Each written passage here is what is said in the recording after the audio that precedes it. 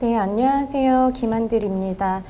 낭독을 먼저 하고 난 다음에 이제 제 소개 하면서 오늘 행사를 시작하도록 하겠습니다.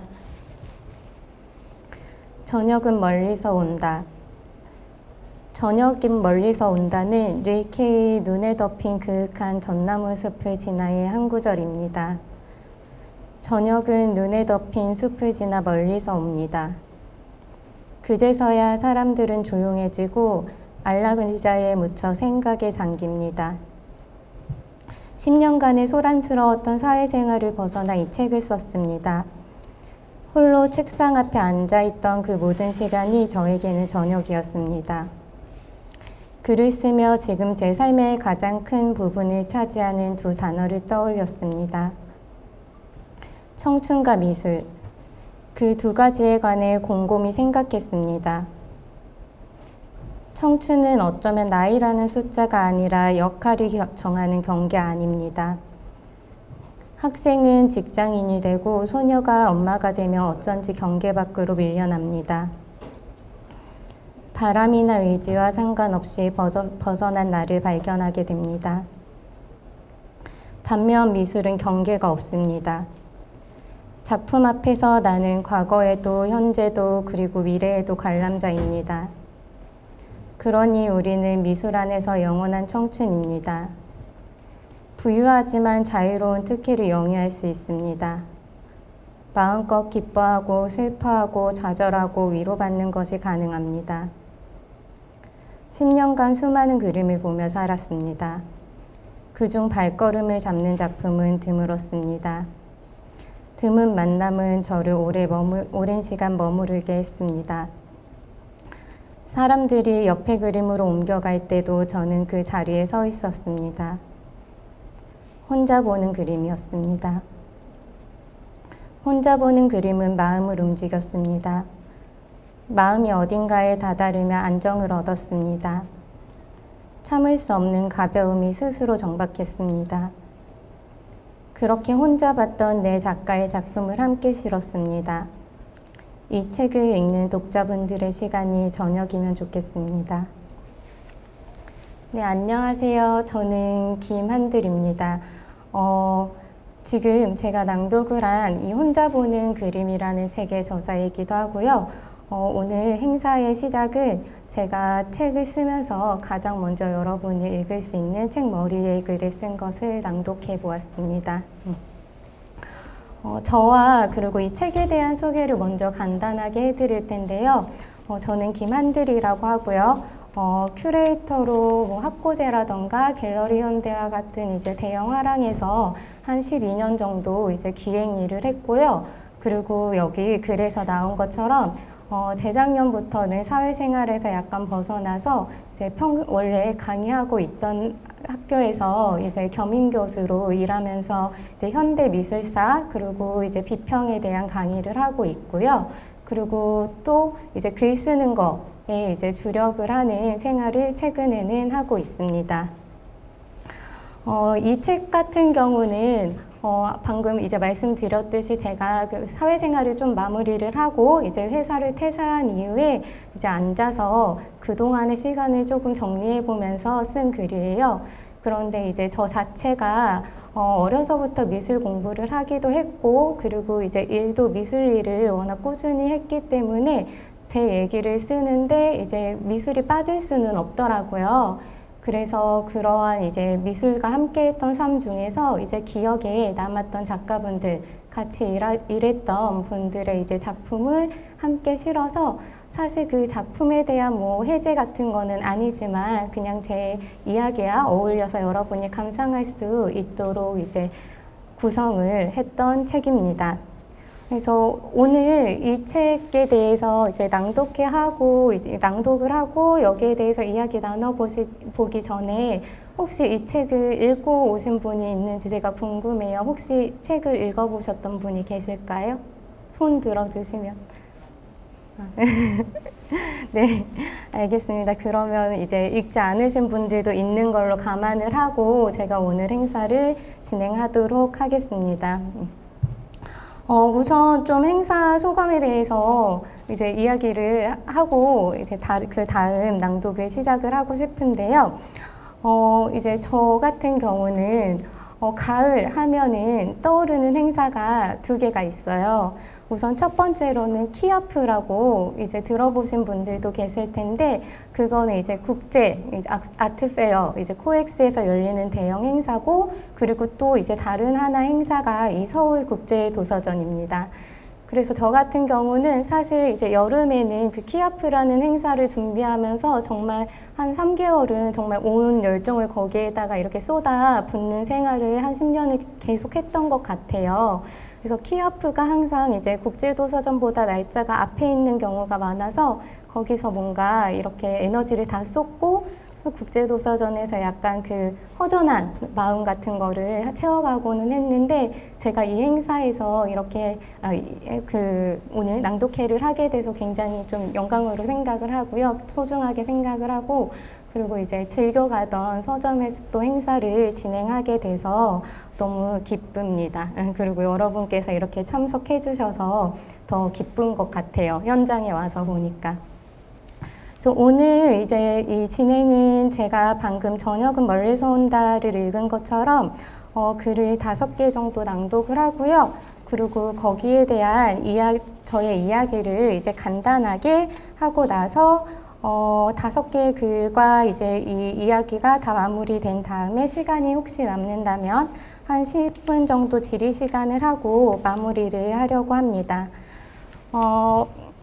근데 이제 오늘 그 행사에 참여하신 분들께서 이제 행사 오기 전에 혹시 이제 그 질문 같은 거를 미리 주신 분들이 계셨어요.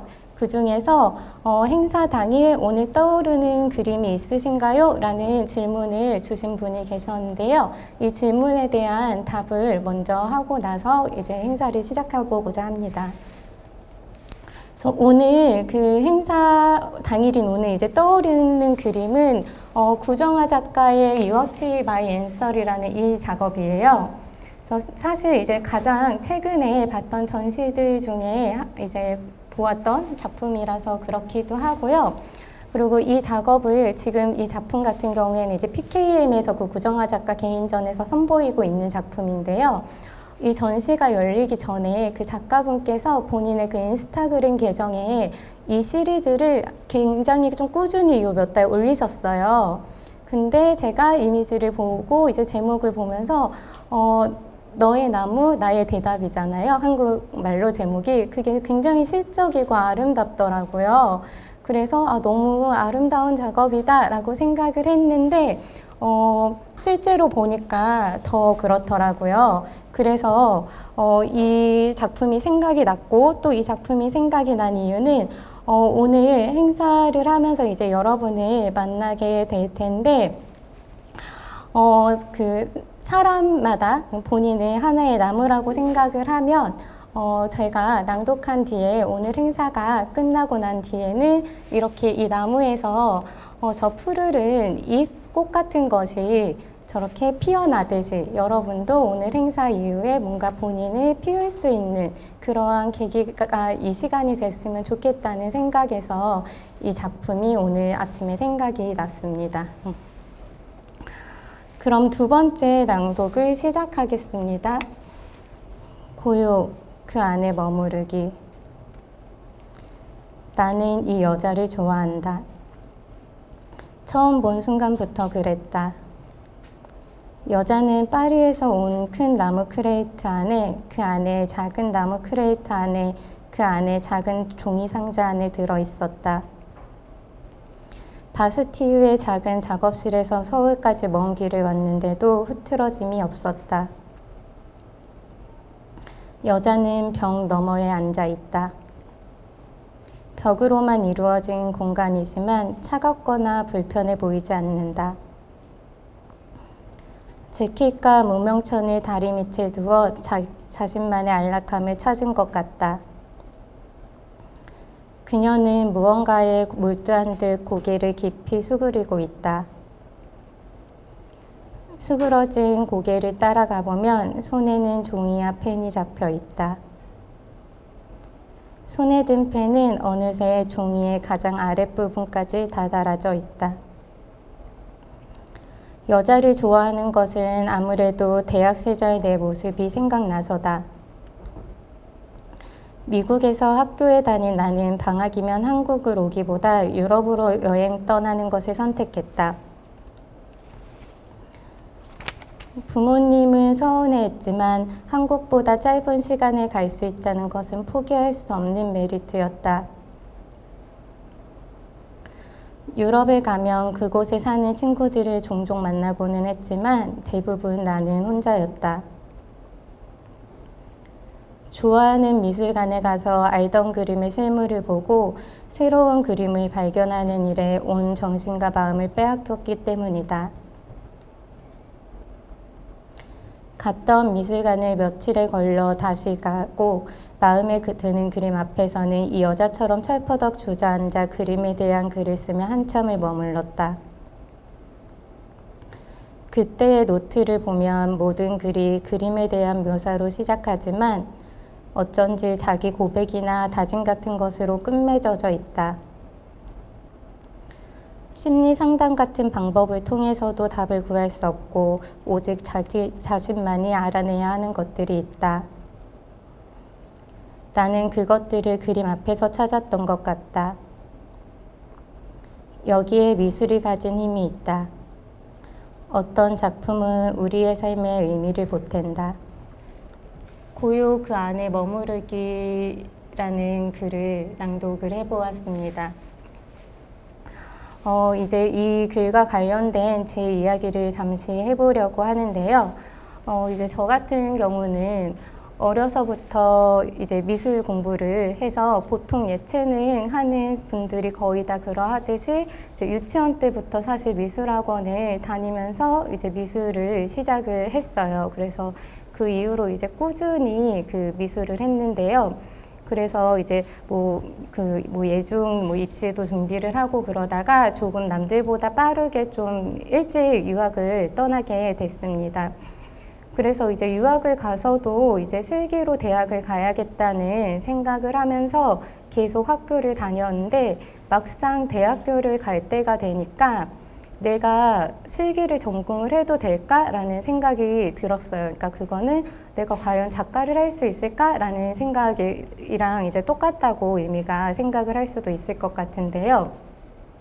그래서 작가가 되기 위한 과정인 거잖아요. 이제 대학교 때 그림 그리는 법을 배우는 거는. 그래서 이거를 내가 과연 작가라는 일을 해낼 수 있을까라고 생각을 했을 때 저는 못할 것 같더라고요.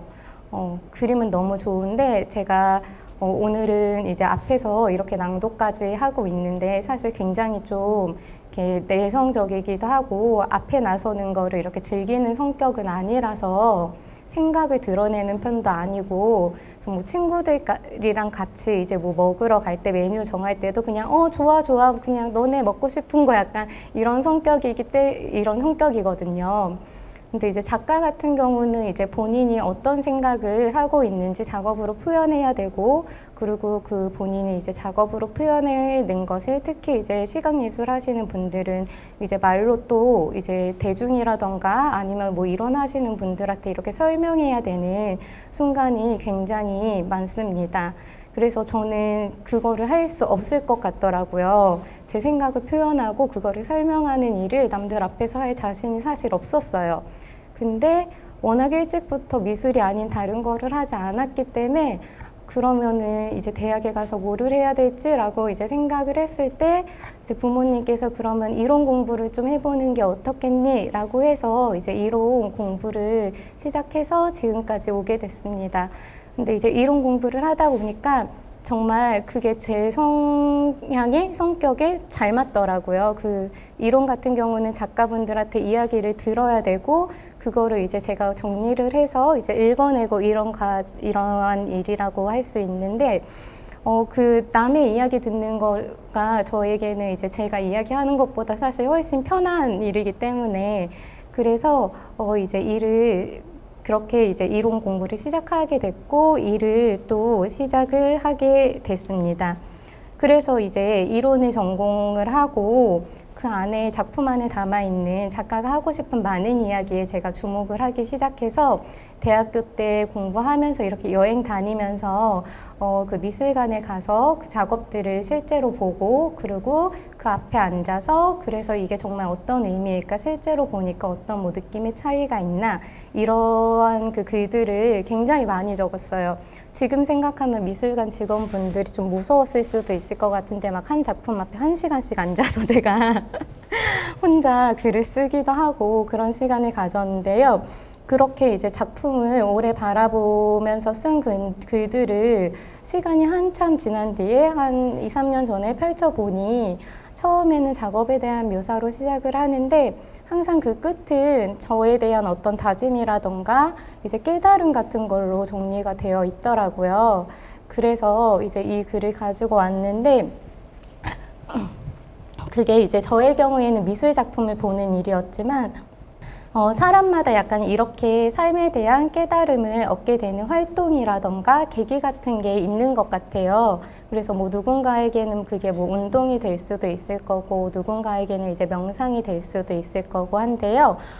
그래서 이제 그러한 계기를 좀 꾸준히 가지면서 살면 좋겠다라는 생각을 하면서 이 글을 쓰고 오늘 같이 읽어보는 시간을 먼저 준비했습니다. 풍경은 언제나 거기에 있다. 한동안은 서울을 떠나는 것에 혈안이었다. 사람에게 받은 상처가 쌓일 대로 쌓여 있었다. 상처가 채 낫기도 전에 다른 상처가 그 위를 덮었다. 환기될 틈이 없으니 밑에 깔린 상처에서는 진물이 나왔다. 그것을 덮은 상처에서도 또 진물이 나왔다. 마음은 누군가가 손대며 울물 정도로 척척한 덩어리가 되어 있었다. 서울을 떠나면 다 괜찮아질 것 같았다. 세상 사람이 서울에 다 모인 느낌이었다. 상처를 주는 사람은 세상 사람이다. 그러니 상처를 주는 사람이 모두 서울에 사는 듯했다. 생각은 도시를 떠나는 것에 연결됐고 그것은 자연으로 가자는 결론에 이르렀다. 내가 떠올릴 수 있는 가장 먼 자연은 제주였다. 외국 생활의 외로움을 잘 알기 때문인지 다른 곳은 생각나지 않았다. 그때부터 나는 아침에 눈을 뜨면 이불 속에서 제주도 부동산을 검색했다.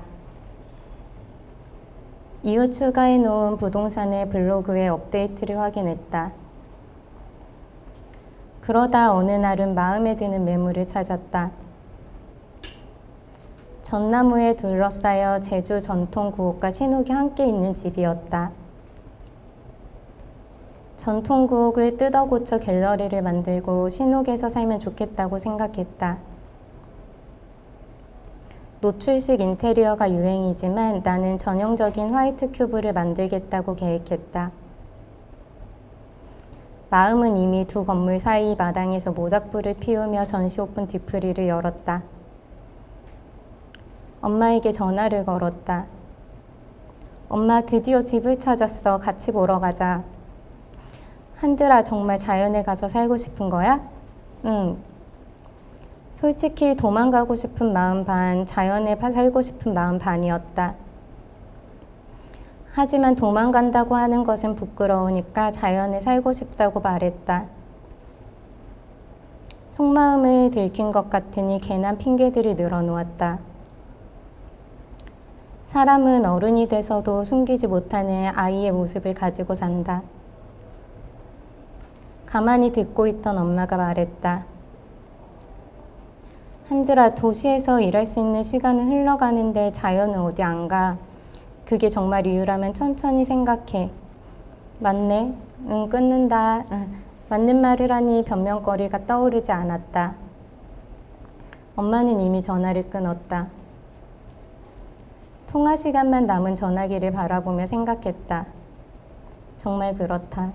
내가 가고 싶은 자연은 어디에 안 간다. 풍경은 언제나 거기에 있다. 나무는 서서 덩굴은 뒤엉켜 자란다. 바람이 불면 나무도 덩굴도 흔들리고 이내 잠잠해진다. 풍경은 언제나 거기에 있다. 그러니 조금 천천히 가도 괜찮다. 이 글 같은 경우에는 책이 나오고 난 뒤에 그 김창완의 아침창이라는 라디오 프로가 있는데 그 프로그램에서 그 김창완 아저씨가 또 글을 전체를 읽어주시기도 했던 글이에요. 아마 그렇게 이제 그게 아침 출근에 하는 방송이라 저도 회사 다닐 때 즐겨 들었었는데 출근 시간 방송에서 읽어주셨다는 거는 이제 회사 다니는 사람들이라면 누구나 공감할 수 있는 이야기를 담은 글이었기 때문에 그러셨을 거라고 생각을 합니다.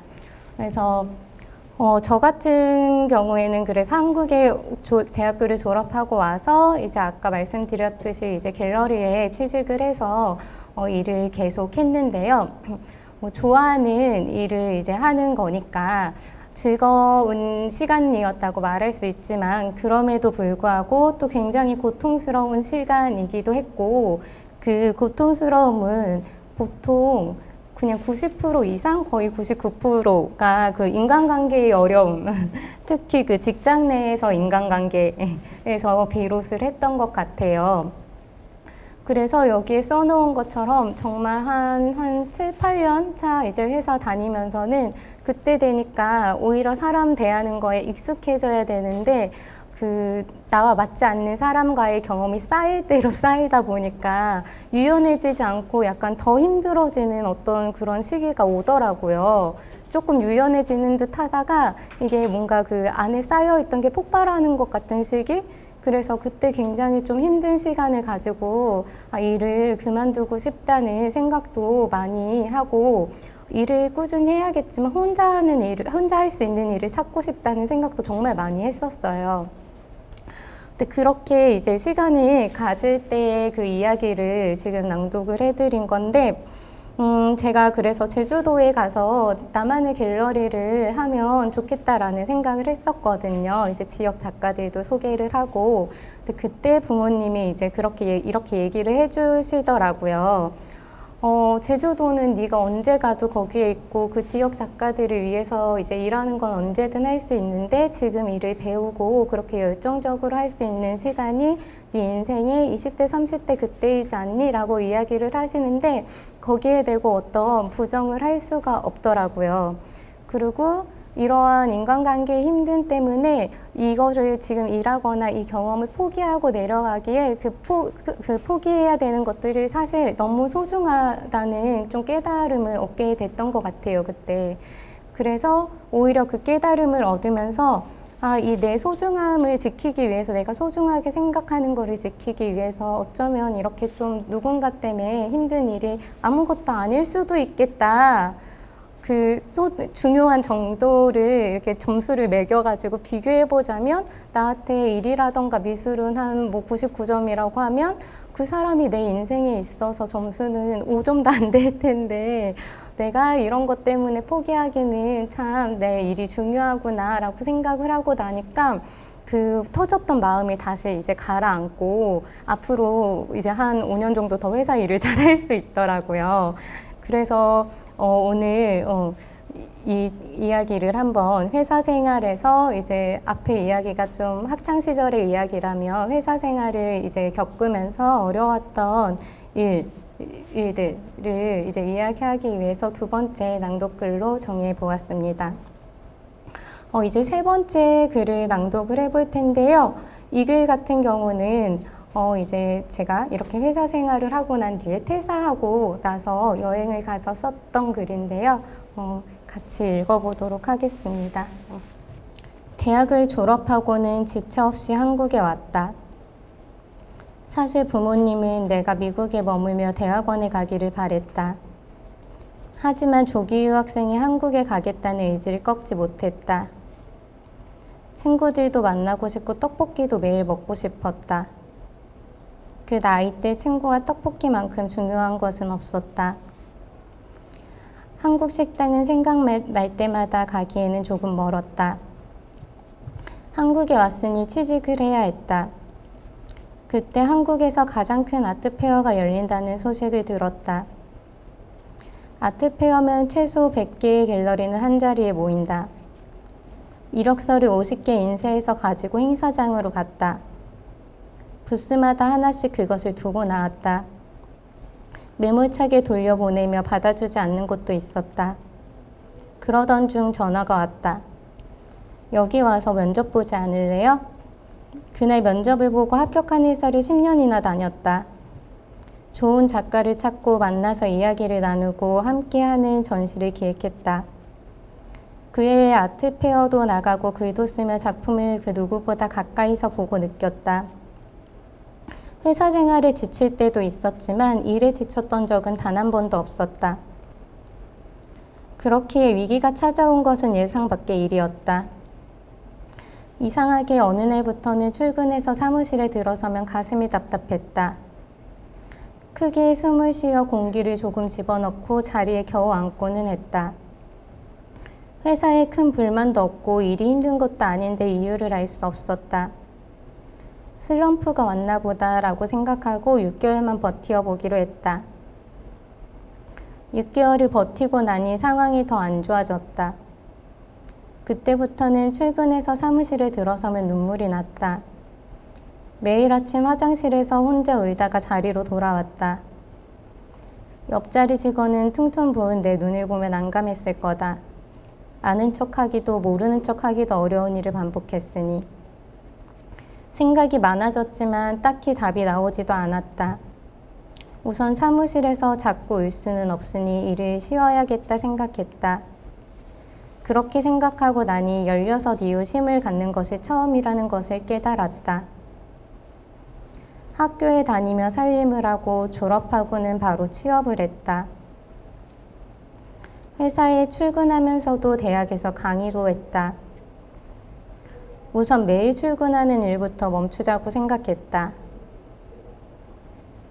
그래서 나는 지금 이탈리아에 와 있다. 위치가 어디인지도 모르는 해변에 앉아 있다.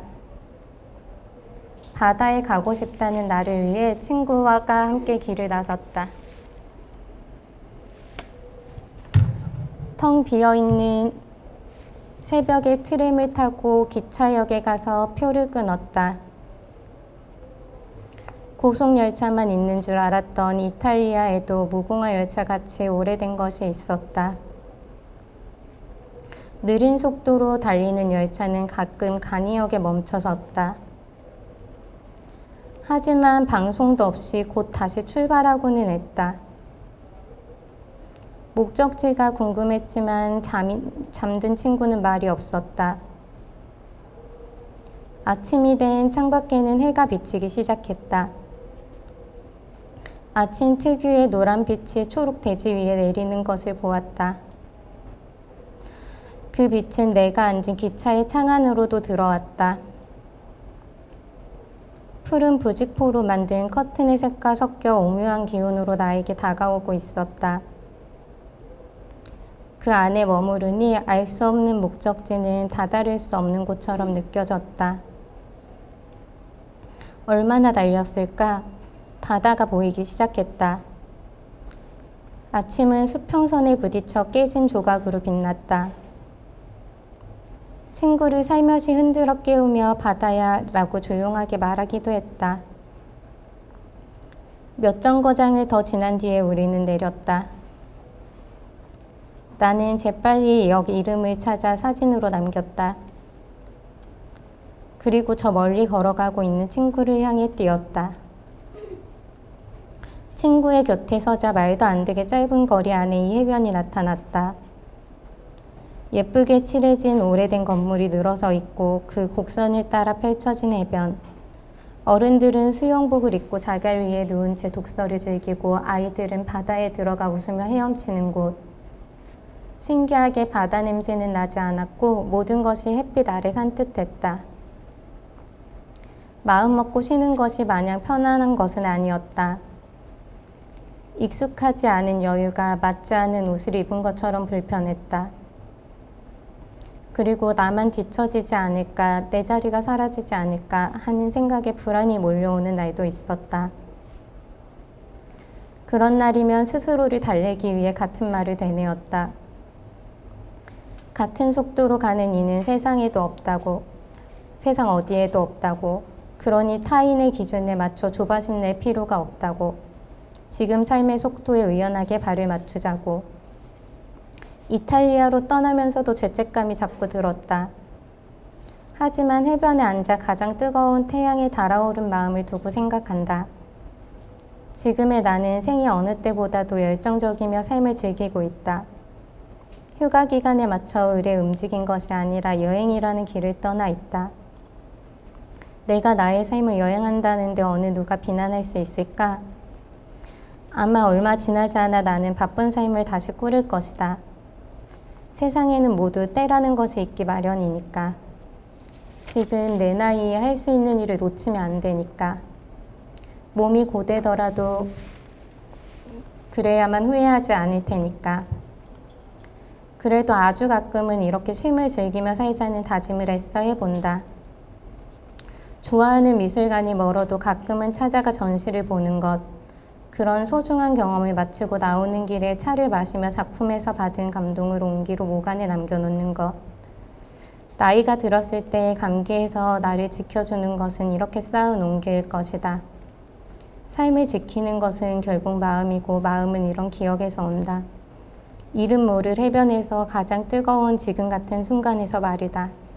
책머리에 포함해서 이제 4번째 그 낭독으로 바다 냄새 나지 않는 바다로의 여행을 읽어보았습니다. 그 블로그 리뷰 같은 책 리뷰 같은 거를 살펴봤더니 가장 많이들 좋아해 주시는 글이 이 글인 것 같아요. 책 안에서. 그래서 또 이야기를 안 해볼 수가 없더라고요. 근데 오늘 원래 책에서는 제가 이제 4명의 작가의 작품을 등장시키는데 오늘 행사에서는 이 글에 어울리는 작품으로 리차드 미즈락이라는 책에는 나오지 않는 그 사진가의 작업을 가지고 와봤는데요. 제가 이탈리아 바다에서 느꼈던 그 느낌이 온전히 살아있는 작업이라서 가지고 와봤고, 이 작가 같은 경우에는 이제 심리학을 전공해서 그 사진을 찍을 대상을 보는 눈이 조금 남다른 부분이 있는 것 같아요. 그래서 이제 소개를 이 작품을 해드리면서 이야기를 시작하려고 합니다. 아까 말씀드렸듯이 제가 회사 생활을 참 인간관계에 어려움을 겪으면서도 나름 즐겁게 꽤 오래 했는데, 이렇게 슬럼프 같이 오는 순간이 이제 있었어요. 그게 이제 재작년인데, 제가 이렇게 바로바로 결정하는 스타일은 아니라서 좀, 이게 뭔가 회사 생활이 힘들다라는 거를 느끼고 나서 한 6개월 정도만 버텨볼까? 그러면 괜찮아지지 않을까라고 하면서 어떻게든 6개월 출근해보자 라고 하면서 이제 출근을 했는데 그러면 제가 괜찮아질 줄 알았거든요. 근데 안 괜찮아지더라고요. 그래서 그때부터는 약간 본격적으로 이제 퇴사에 대해서 생각을 하고 그리고 내가 왜 이렇게 힘들까라는 거에 대해서도 좀 생각을 해봤어요. 그래서 생각을 해봤는데 사실 제가 그 퇴사한 이유를 오늘 처음 이야기하는데 이렇게 다른 사람에게 혼자 일기에만 썼는데 제가 그 오래 다닌 회사를 퇴사를 하게 된 이유는 제가 이제 남들보다 대학도 좀 일찍 졸업하고 취직도 일찍 하고 약간 모든 거를 다 빨리빨리 했었는데 그러다 보니까 이제 30대 초반에 그래도 회사 안에서 직급이 있더라고요.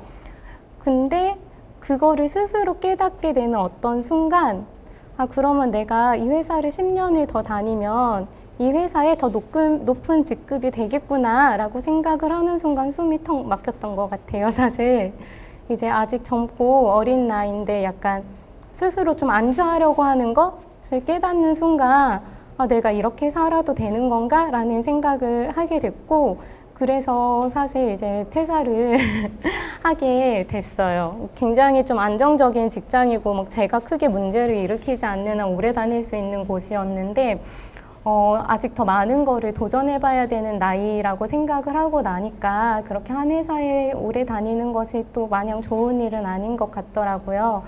그래서 정말 용기를 내서 그래 좀 다른 일들에도 도전해보자 해서 이제 회사를 그만두게 됐는데 회사를 그만두고 나서는 다른 일에 도전해보는 거, 이 책을 쓴 것도 그렇고요. 약간 그런 것들이 의미가 있기도 했지만 일적으로 개인적으로는 지금 한 2년 정도 시간이 지난 뒤에 보면 약간 바쁜 시간 속에서 좀 잃어버렸거나 좀 스스로 묻어뒀던 그런 가치 같은 거를 찾을 수 있게 되더라고요. 그래서 잘 살고 있는가라고 스스로한테 물어봤을 때, 그러니까 그 질문을 똑같은 걸로 삶의 밸런스를 잘 맞추면서 살고 있니? 라고도 이제 의미가 될 수 있을 것 같은데, 그 밸런스를 맞추는 과정을 이제 좀 하고 있는 것 같아요. 제가 이제 워낙 말씀드렸듯이 일찍 사회생활을 시작해서 너무 일에 몰두되는 삶을 살았던 것 같고, 그러다 보니까 사실 주변 사람들이 저에게 서운한 일도 많았을 거고요. 그리고 뭐 스스로 건강을 챙긴다던가 이런 것들에 있어서 부족한 부분이 많았던 것 같아요. 되돌아보니까. 그래서 이제 그런 것들에 대해서 좀 이제 회사를 계속 다니더라도 잠깐 그 일에서 벗어나서 내가 내 삶의 밸런스가 잘 맞춰져 있는지를 체크하면서 살면 좋지 않을까 하는 생각을 했고, 그 생각을 가장 먼저 하게 된 것이 이 이탈리아 여행에서 해변에 누워 있었던 이 순간이었던 것 같습니다. 그래서 이제 이 글을 함께 읽어봤고요. 그러고 나서 그 다음 낭독인 이제 한여름 속 온수역 승강장에 서서라는 글을 읽어보겠습니다. 전병구 작가를 만나러 간 것은 한여름이었다. 햇볕은 뜨거웠다. 푹푹 찌는 숨이 입안에 드나들었다. 나는 온수역에 서 있었다. 작가는 인천에 있다고 했다. 인천에 가기 위해서는 온수역에서 1호선으로 갈아타야 했다. 1호선으로 갈아타는 승강장은 야외에 있었다. 나는 거기에 서서 해의 열기를 온몸으로 받아들이는 중이었다. 더위에 취한 것인지 내가 아주 멀리 시골의 한 간이역에 서 있는 듯한 느낌이 자꾸 들었다. 전병구 작가를 알게 된 것은 재작년 이맘때쯤이었다. 더 정확히 말하면 작가의 작품을 처음 본 것이 그즈음이었다. 작은 갤러리에서 만난 작품은 내용이나 기법보다 특유의 뉘앙스로 나를 끌었다. 버스 창에 기댄 채 잠든 남자의 얼굴이 남기는 여운은 어쩐지 오래 이어졌다. 전시를 보고 나오는 길에 작가 노트를 읽었다. 아무런 일도 일어나지 않았지만 하루도 평온치 못하던 날들의 기록. 작가의 전시 소식을 그 뒤로는 꾸준히 찾았다.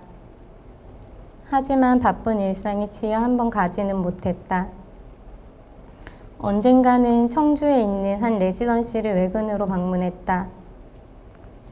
약속까지 시간이 남아 건물을 한 바퀴 돌며 구경했다.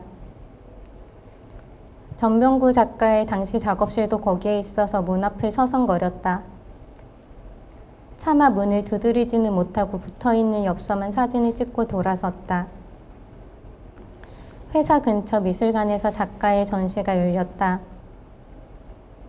이 전시마저 놓칠 수 없어 점심시간에 식사를 거른 채 미술관으로 향했다. 처음 봤던 날의 여운은 이 장소에서도 이어졌다.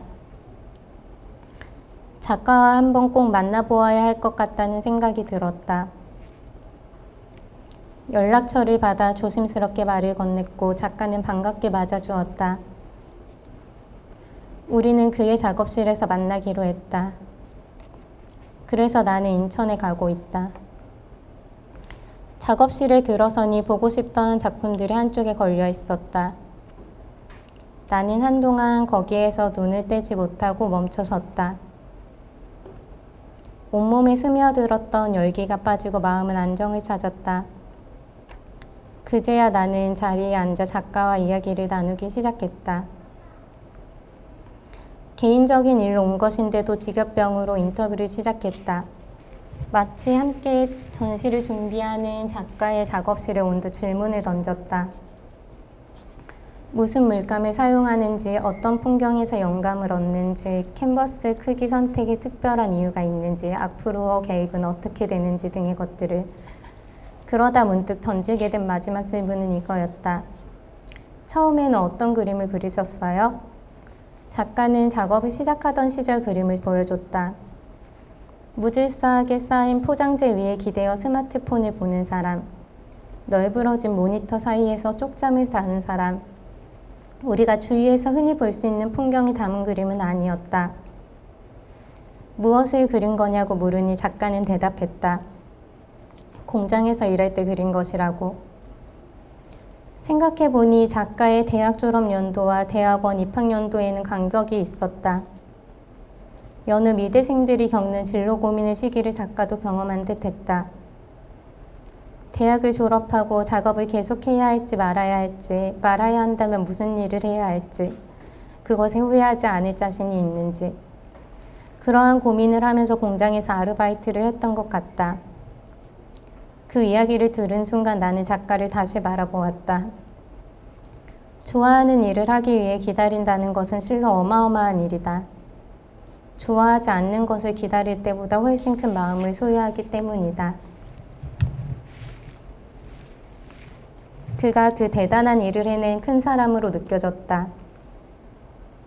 흥행이 성공하는 영화마다 주목받는 신인이 한 명씩 나온다. 알고 보면 10년 또는 더 긴 시간을 무명으로 지낸 배우들이다. 포기하지 않고 갈고 닦았던 실력이 빛을 발하게 된 경우다. 그런 모습을 보면 나는 어쩐지 숙연한 기분이 든다. 그들이 감내에는 그 긴 시간을 상상할 엄두도 내지 못하기 때문이다. 내가 처음으로 꿈을 위해 간절히 기다린 것은 첫 회사를 그만두고 나서였다. 멀쩡히 다니던 회사를 개인적인 일로 그만두게 되었다. 곧 후회하여 다시 취직 자리를 알아보았지만 쉽지 않았다. 갤러리 부인 자리가 매 1년에 10개가 안 된다는 말을 그때 실감했다. 매년 큐레이터과를 졸업하는 학생이 수천 명이었다. 이력서를 넣을 만한 자리는 몇 달을 기다린 뒤에 나타났다. 그 사이에 나는 구급차를 2번이나 탔다. 좋아하는 일을 할 수 없는 현실을 견디지 못해 병이 났다. 혼자 전시 프로젝트를 꾸리기도 했지만 성에 차지 않았던 것이 분명하다. 스트레스가 심한 날은 배가 뭉쳐서 지하철 한가운데서도 쓰러지고는 했다. 건강에는 큰 이상이 없었고 진통제를 맞고 누워있으면 괜찮아졌다. 의사 선생님은 나에게 마음을 편히 먹으라고 말했다. 삶은 항상 짐작도 예측도 불가능한 지점에 인간을 데려다 놓는다. 그래서 인생을 살다 보면 누구나 기다려야 하는 시간을 맞이한다. 안정된 일상으로 향하는 대상이 나타나는 때까지. 그 시간을 어떻게 보내느냐에 따라 인생은 달라진다. 작가는 그림을 그렸고 나는 전시를 했다. 작가는 그림을 그리고 나는 전시를 한다. 집에 돌아오는 길에 다시 온수역 야외 승강장에 섰다. 해질녘 태양이 몸을 따뜻하게 감쌌다. 그 온기가 왠지 감사했다. 지금까지 제가 그 낭독한 글들의 순서를 한번 떠올려 보시면 제가 학창 시절 그리고 회사 생활에 이제 좀 고단함, 그리고 나서 회사를 퇴사하고 난 다음에 이제 깨달음, 그 이야기해서 갑자기 이렇게 또 힘든 시기의 이야기를 이제 이 순서로 이제 지금 마련한 것에 좀 궁금증이 드실 수도 있을 것 같은데, 제가 또 이 시간을 다시 경험하고 있다고 생각을 하거든요. 그래서 지금 이 이야기 같은 경우는 회사를 처음 그만두고 이제 제가 회사를 한 6개월 정도 쉰 적이 있었는데 6개월 쉴 때 저렇게 응급차를 2번이나 탈 정도로 제가 좋아하는 일을 하지 못한다는 거에 대해서 굉장히 힘들어하던 시기가 있었는데 그때는 사실 누구나 그런 시간이 오고 또 그거를 이제 좀 의미 있게 일을 스스로 좀 가꾸면서 보내야 이제 그 다음번에 더 잘할 수 있는 건데 거기에 대해서는 생각하지 못하고 그냥 약간 막 내가 일을 하지 못하다니 약간 분하다 막 이런 식으로 생각을 했었던 것 같아요. 근데 제가 이런 시간이 있었다고 이야기를 하면 이제 사회에서 만난 분들이 다들 조금 놀라시더라고요. 이제 제가 이제 모든 일이 잘 풀렸을 것만 같았나 봐요. 근데 이제 누구나 이렇게 힘든 순간은 오기 마련이고 힘든 순간이라기보다는 더 정확하게 얘기하면 그랬었듯이 기다리는 시간일 텐데, 이 기다리는 시간이라는 것이 계속 돌아오는 것 같아요. 삶을 살면서 계속 돌아오는 것 같고, 그래서 제가 지금 이 시간을 다시 경험하고 있는데, 회사를 그만두고, 그래서 이제 뭐 앞으로는 어떤 일을 할지에 대해서 고민을 하면서 사실 마음속에 두고 있는 일이 두 가지 정도 있는데, 그걸 위해서 한 2년 정도는 열심히 공부해봐야겠다라고 이제 생각을 하는 중이거든요. 그래서 뭐 누구에게나 이런 기다리는 순간은 삶에서 계속 돌아오는 거라는 이제 생각을 했고요. 저 역시도 지금 또 그런 시간을 보내고 있는 것 같습니다. 그럼 오늘 이제 마지막 글을 읽고 이제 짧게 그 질문을 받는 시간을 마련한 뒤에 마무리하도록 하겠습니다. 플라넬은 한가롭게 거닐기. 누군가가 어떤 사람이 되고 싶냐 물으며 나는 한간의 망설임도 없이 대답할 수 있다. 플라네르. 플라네르는 19세기에 등장한 프랑스 단어로 한가롭게 거니는 사람을 가리킨다. 이들은 도시의 곳곳을 특별한 목적 없이 순간의 기분과 호기심에 따라 발걸음을 옮긴다. 걷다가 예쁜 빵집이 보이면 가게 앞에 서서 유리창을 통해 내부를 살피고, 좁은 골목이 보이면 그 끝은 어디일지 몸을 옆으로 뉘어넣고 걸어가 본다. 빠르게 또는 느리게 걸으며 인상적인 장소는 기록으로 남긴다. 평범해 보이는 순간을 관찰하고 자신만의 시각으로 결과물을 만들어내는 것은 예술행위로 볼 수도 있다. 그래서 어느 철학자는 그들을 도시를 몸소 경험하며 그 속에서 미적, 시적 영감을 얻는 자들로 묘사하기도 했다. 나는 그들이 가지고 있는 열린 태도가 참으로 부럽고 가지고 싶다. 확고한 의식과 관념에서 벗어나 의심과 호기심을 잃지 않으려는 노력. 지루하고 권태로운 일상을 신선하고 새롭게 만드는 힘이 생겨나는 원동력이다. 산책을 종종 즐기고는 하지만 플라네르와 같이 목적 없이 발걸음을 움직여 본 것은 아직이다. 현대인의 대부분이 그렇듯 효율을 따지다 보니 그렇게 되었다. 여행을 가면 가끔 모르는 도시를 목적 없이 걸으며 분위기를 살필 때가 있다. 하지만 이것은 진정한 플라네르의 정신을 따르는 행동이 아니다. 장자크 루소는 고독한 산책자의 몽상에서 생복은 타인과 연결되어 있지만 평화로운 삶은 사색으로부터 온다고 했다. 여유롭게 주변을 살피며 몽상가적 기질을 발현할 때 우리는 삶의 고요한 순간을 만날 수 있다. 아름답거나 의미 있는 생각들은 이런 때에 피어난다. 아무런 목적 없이 가벼운 가방만 하나 어깨에 맨 채로 서울을 느긋하게 걷는 상상을 해본다. 일상을 여행처럼 즐기고 익숙한 것을 소중하게 여기는 사람으로 살고 싶다. 그래서 삶이 많이 흐른 뒤에 나의 모든 장소와 순간을 찬란하게 기억하기를 바라본다. 이게 이제 제 오늘 낭독의 마지막 글이기도 하면서 그 책의 가장 마지막에 들어가 있는 글이기도 한데요. 이제 그런 순간, 제 앞에 낭독한 그러한 순간들을 경험하며 사는 제가 결국은 이렇게 플라네르와